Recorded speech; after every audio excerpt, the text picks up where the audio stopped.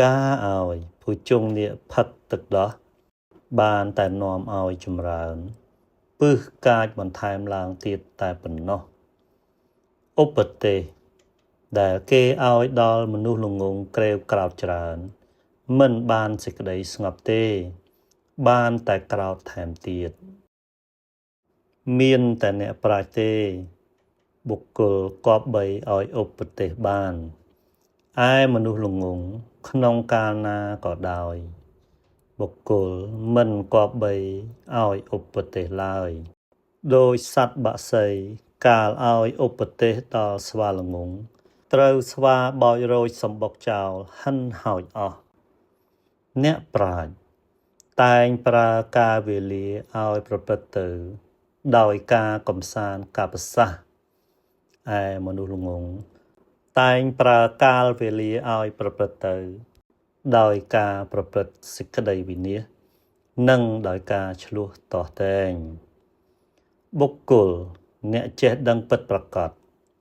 គេតែងលៃលោកពេលវេលាប្រើការដើម្បីបង្កើតប្រយោជន៍ទាំងសម្រាប់ផ្ទាល់ខ្លួននិងសម្រាប់សង្គមចំណែកឯមនុស្សល្ងងធ្វើពុតជាចេះតែងប្រព្រឹត្តសេចក្តីវិនាសការឈ្លោះប្រកែកនិងធ្វើនៅអំពើបាបសូមលោកប៊ុនធានចាំបណ្ដាំខ្ញុំទី1ខ្ញុំចេះមិនច្រើនពេកទេប៉ុន្តែបើរឿងចេះច្រើនខ្ញុំពិតជាចេះគួរសមដែរចាំវីដេអូក្រោយខ្ញុំនឹងធ្វើឲ្យបងភ្ញាក់ផ្អើលដែលគ្មានអ្នកណាដឹងសោះសូមបងរងចាំតាមដានណាហើយកុំប្លុកខ្ញុំអីដើម្បីបានចំណេះដឹងនិងអ្វីថ្មីបន្ថែមទៀតវីដេអូក្រោយធានាថាបងនឹងភ្ញាក់ផ្អើលមិនខានឡើយហើយប្រិយមិត្តផ្ទះឆ្ងាញ់គោដុតទាំងអស់ក៏នឹងបើកភ្នែកធំមើលខ្ញុំឡើងចំហមាត់មិនខានទី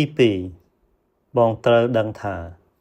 ដង្កូវឡើងទៅទុំនៅលើក្បាលសាធុជនទាំងឡាយបានព្រោះនៅលាយឡំជាមួយកម្រងផ្កាទី3របស់ទ្រព្យដែលនៅលើកំពូលភ្នំខាងឧទ្យាទិត្យតែងបានទទួលពន្លឺស្វាងរុងរឿងព្រោះនៅជិតព្រះអាទិត្យយ៉ាងណាជនមានវណ្ណៈថោកទាបតែងបានទទួលការចេះដឹងជាពន្លឺព្រោះនៅជិតលោកអ្នកសប្បុរសយ៉ាងនោះដែរទី4និងជាទីចុងក្រោយអ្នកប្រាជ្ញមានចិត្តល្អសូម្បីខ្សត់ទ្រព្យហើយឥតកម្លាំងក៏អាចកែខៃឲ្យសម្រេចប្រយោជន៍បានសំឡោកទាំងអស់ដែលខ្ញុំជូនបងខាងលើនេះមាននៅក្នុងគម្ពីរទិព្វស្រីហេតោបទេសដោយក្តីគោរពស្រឡាញ់ដ៏ស្មោះស្ម័គ្រអស់ពីដួងចិត្ត